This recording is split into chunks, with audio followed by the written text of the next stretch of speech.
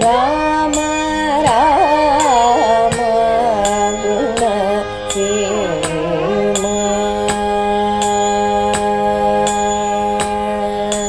ರಾಮ ರಾಮ ಗುಣ ಸೇಮ.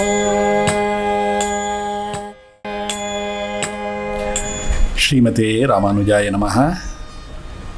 ಲೋಕಾಭಿರಾಮಂ ರಣರಂಗಧೀರಂ ರಾಜೀವನೇತ್ರಂ ರಘುವಂಶನಾಥಂ ಕಾರುಣ್ಯರೂಪಂ ಕರುಣಾಕರಂತಂ ಶ್ರೀರಾಮಚಂದ್ರಂ ಶರಣಂ ಪ್ರಪದ್ಯೆ.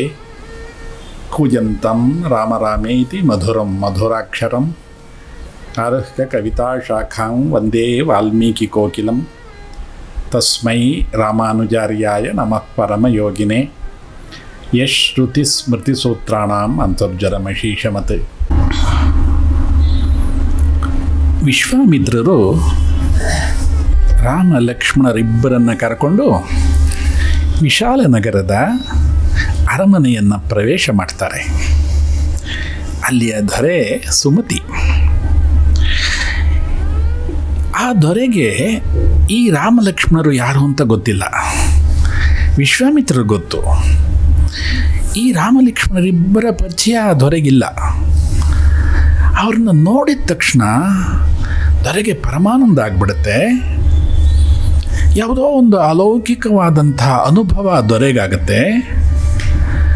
ಆವಾಗ ಹೇಳ್ತಾರೆ, ಇಮೌ ಕುಮಾರೋ ಭದ್ರಂತೆ ದೇವತುಲ್ಯ ಪರಾಕ್ರಮೌ ಗಜಸಿಂಹ ಗತಿವೀರೌ ಶಾರ್ದೂಲ ವೃಷಭೋಪಮೌ. ಈ ರಾಮಲಕ್ಷ್ಮಣರ ಅಪ್ರತಿಮವಾದಂಥ ಸೌಂದರ್ಯವನ್ನು ನೋಡ್ತಾರೆ. ಆ ದೊರೆ ಆನಂದ ಪಡ್ತಾನೆ, ಬೆರಗಾಗತ್ತೆ, ವಿಸ್ಮಯ ಆಗುತ್ತೆ.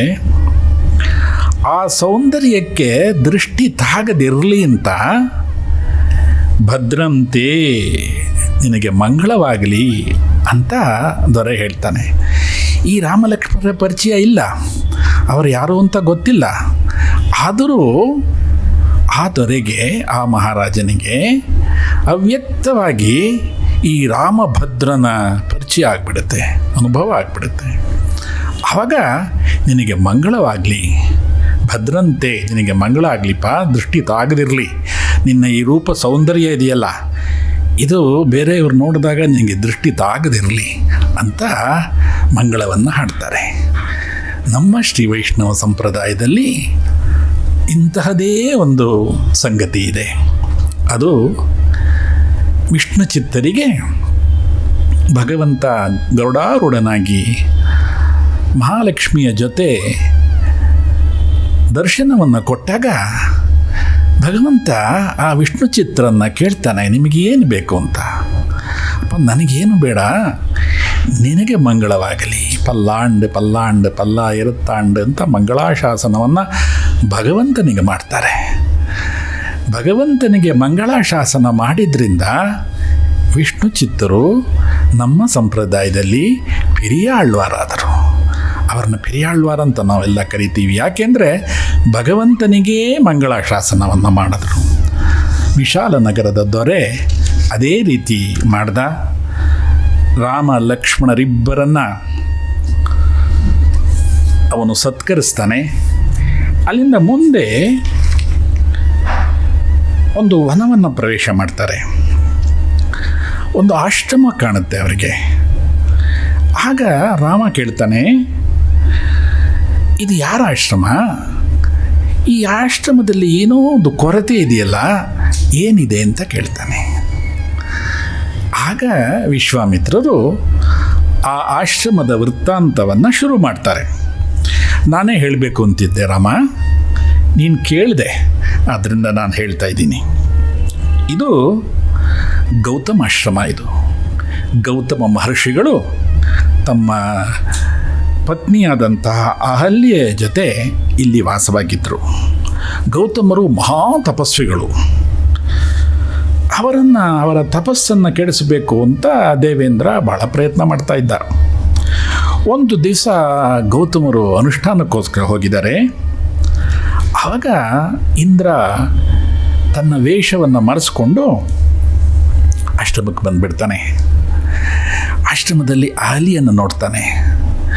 ಅಹಲ್ಯೆಯ ಸೌಂದರ್ಯವನ್ನು ನೋಡ್ತಾನೆ. ಅಲ್ಲಿಗೂ ಗೊತ್ತಾಯಿತು ಇವನು ಯಾರು ಅಂತ. ಆದರೂ ಆ ಒಂದು ಗತಿ ವಿಧಿ ಹಾಗೆ ಮಾಡಿದ್ಬಿಡ್ತು.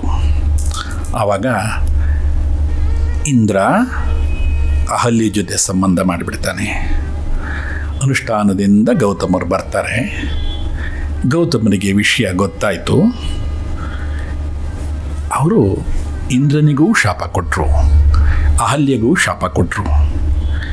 ಅಹಲ್ಯೆ ತುಂಬ ಪಶ್ಚಾತ್ತಾಪ ಪಡ್ತಾಳೆ, ಪ್ರಾರ್ಥಿಸ್ತಾಳೆ. ಗೌತಮರನ್ನು ಪ್ರಾರ್ಥಿಸ್ತಾರೆ.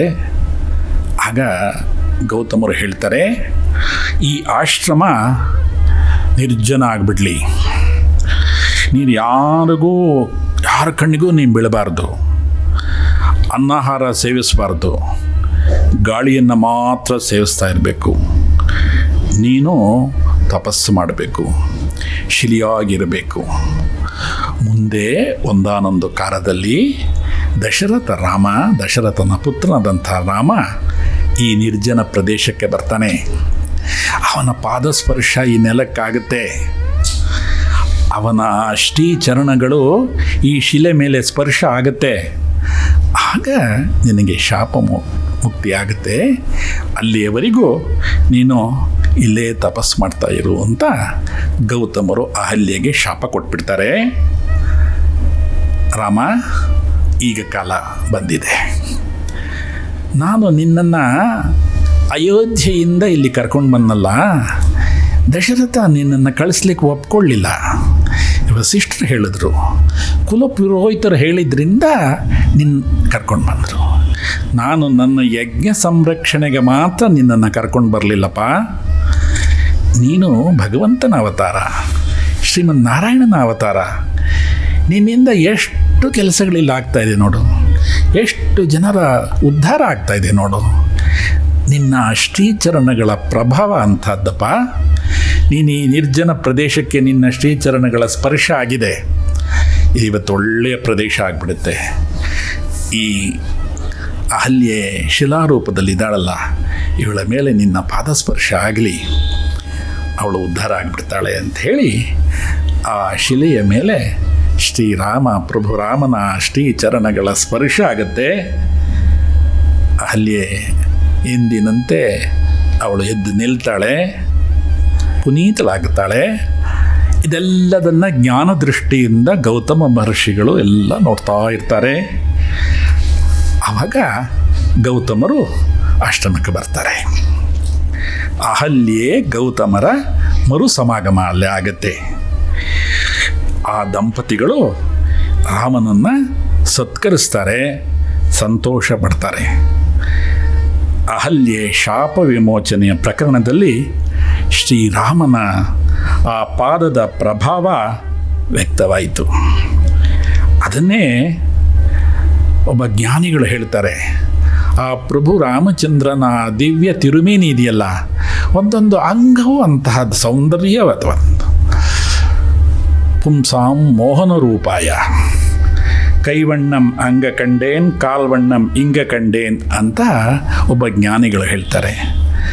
ಎಲ್ಲಿ ಕೈವಣ್ಣನ ಕಂಡರು ಅಂದರೆ ತಾಟಕಾವಧೆ ಆಯ್ತಲ್ಲ, ಅಲ್ಲಿ ಒಂದೇ ಒಂದು ಬಾಣದಿಂದ ಆ ತಾಟಕೆಯನ್ನು ವಧೆ ಮಾಡಿಬಿಟ್ರು.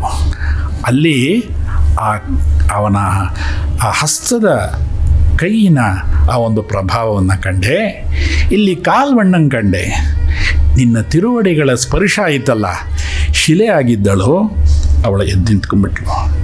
ಇಂತಹ ಪಾದುಕಾ ಪ್ರಭಾವ ನಿನ್ನದು ಅಂತ ಒಬ್ಬರು ಜ್ಞಾನಿಗಳು ಹೇಳ್ತಾರೆ. ಮುಂದೆ ವಿಶ್ವಾಮಿತ್ರರು ರಾಮ ಲಕ್ಷ್ಮಣರನ್ನು ಕರ್ಕೊಂಡು ಅಲ್ಲಿಂದ ಮುಂದಕ್ಕೆ ಹೋಗ್ತಾರೆ. ಮುಂದಿನ ಕಥೆಯನ್ನು ನಾಳೆ ನಾವು ನೋಡೋಣ. ರಾಮಕಥೆ ಶುಭೋದಯ 2 ಪ್ರಾರಂಭ ಆಗಿ 50 ದಿವಸಗಳಾಯಿತು, 50 ಸಂಚಿಕೆ ಆಯಿತು. ಇವತ್ತಿನ ಸಂಚಿಕೆ 51ನೇ ಸಂಚಿಕೆ. ನಿಮ್ಮ ಹತ್ರ ನಿಜ ಹೇಳ್ತೀನಿ, ನಾನು ಇದನ್ನು ಯೋಚನೆ ಮಾಡೇ ಇರಲಿಲ್ಲ. ಯಾವಾಗಲೂ ನಮ್ಮ ಹಿರಿಯರು ಆ ಶುಭೇಚ್ಛೆಗಳು ಸಫಲ ಆಗುತ್ತೆ.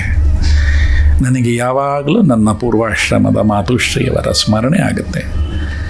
ಅವರಿರಬೇಕಾಗಿತ್ತು, ಅವರು ಈ ರಾಮಕಥೆಯನ್ನು ಕೇಳಬೇಕಾಗಿತ್ತು. ನಾನು ಅವ್ರ ಮಾತು ಕೇಳಲಿಲ್ಲ. ನೀನು ರಾಮಕಥೆ ಹೇಳು, ನಾನು ಕೇಳ್ತೀನಿ ಅಂತಿದ್ದರು.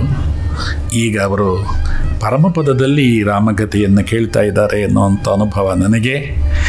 ಇವತ್ತು 51ನೇ ಸಂಚಿಕೆ ಪ್ರಾರಂಭ.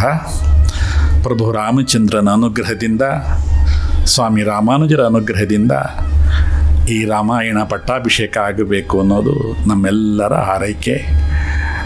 ಪ್ರತಿನಿತ್ಯ ಇದನ್ನು ಒಂದು ಪದ್ಧತಿ ಮಾಡ್ಕೊಂಡ್ಬಿಟ್ಟಿದ್ದಾರೆ, ಒಂದು ನಿಯಮ ಮಾಡ್ಕೊಂಡ್ಬಿಟ್ಟಿದ್ದಾರೆ, ಪೂಜೆ ಥರ ಮಾಡ್ಕೊಂಡಿದ್ದಾರೆ. ಅದೆಲ್ಲವೂ ಪ್ರಭು ರಾಮಚಂದ್ರನ ಪ್ರಭಾವ. ಲೋಕ ಸಮಸ್ತ ಸುಖಿನೋ ಭವಂತು. ಶ್ರೀಮತೆ ರಾಮಾನುಜಾಯ ನಮಃ. ಸೀತಾರಾಮ ರಾಮ ಗುಣ ಸೀಮಾ